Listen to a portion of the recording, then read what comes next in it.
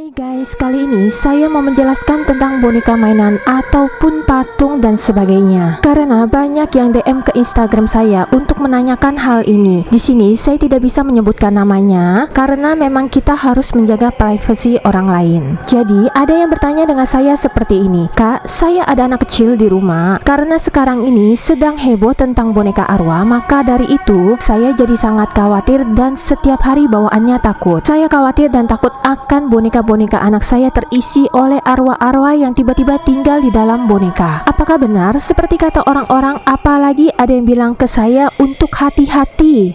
Oke, jadi gini ya, untuk masalah boneka kosong yang ada di rumah, apa benar bisa terisi dimasuki arwah? Itu memang benar sekali. Jadi harus sangat hati-hati dan diperlukan pengawasan dari orang tua atau orang-orang yang ada di rumah. Jangankan boneka mainan, patung-patung koleksian kita di rumah, atau misalkan lukisan, foto-foto, gambar-gambar hiasan dinding seperti keris-kerisan atau hiasan horor, bisa saja semua itu dimasuki oleh arwah-arwah dari luar yang memang tertarik dengan benda-benda tersebut. Terkadang bisa juga loh kita yang mengundang mereka dengan tidak sengaja. Tapi juga jangan terlalu ketakutan dan khawatir yang berlebihan, karena dari ketakutan dan khawatir yang berlebihan itu dapat membuat kita jadi berhalusinasi juga, yang sebenarnya tidak ada apa-apa karena pikiran kita sudah sana sini, akhirnya terciptalah suatu ketakutan dan halusinasi. Semakin kita takut akan semakin kuat halusinasi tersebut. Terus bagaimana dong Kak, yang kata orang-orang boneka bisa dimasuki oleh hantu? Memang dari boneka bisa dimasuki makhluk halus, tapi nggak selalu ya, kecuali kamu memberikan makanan dan dupa ke boneka atau barang-barang yang lain. Ini ada permen atau misalnya kamu kasih ayam deh. Ini ada ayam ya buat kamu, saya taruh di sini, nanti kamu makan ya. Terus kalian pasang dupa. Nah, itu yang bisa mengundang makhluk halus yang ada di luar yang memang mereka kelaparan dan mendengar kemudian mereka datang. Maka dari itu, anak-anak kita yang ada di rumah juga perlu diawasi, karena kalau terlalu sering kita memberi ke benda yang kosong, lama-kelamaan pasti akan terisi dengan sendirinya. Tapi kalau tidak diberi makanan dan dupa, ya akan baik-baik saja. Ada juga nih hal yang lainnya selain dupa dan makanan yang dapat mengundang makhluk halus. Kalau memang aura di rumah panas, di rumah suka pada berdebat, berkelahi, atau suka bercerita horor, semua itu kan akan memancarkan aura-aura yang negatif. Karena sudah pastinya namanya makhluk halus, pasti mereka akan suka sekali dengan orang-orang yang mempunyai pikiran tidak tenang atau negatif. Jika memang masih merasa khawatir dan takut, nyalakan saja lagu-lagu atau bacaan-bacaan doa setiap hari di rumah. Bisa itu ayat-ayat atau mantra-mantra suci, di-download dari YouTube kemudian dinyalakan setiap hari, jadi aura di rumah akan lebih tenang. Oh iya, ada juga yang cerita dengan saya melalui DM Instagram. Mamanya bilang ke saya memang dia suka banget dengan yang namanya bakar dupa kerucut. Tapi dia membakar kerucut di rumah memang pada dasarnya tujuan dia adalah untuk aromaterapi, biar ruangan di rumah menjadi wangi. Nah, anaknya kan ada banyak mainan, seperti salah satunya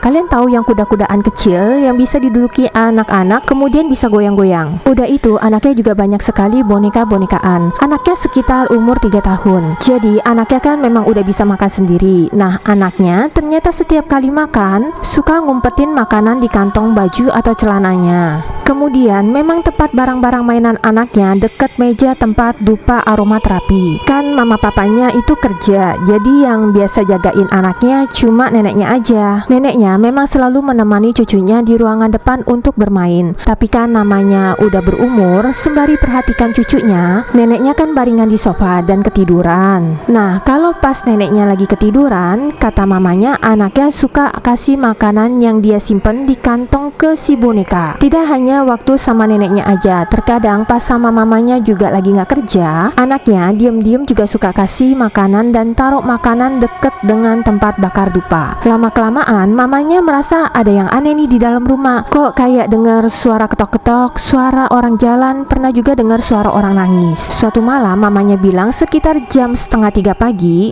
keluar dari kamar karena cari obat demam untuk anaknya. Pada saat keluar kamar, mamanya kan lagi agak-agak ngantuk.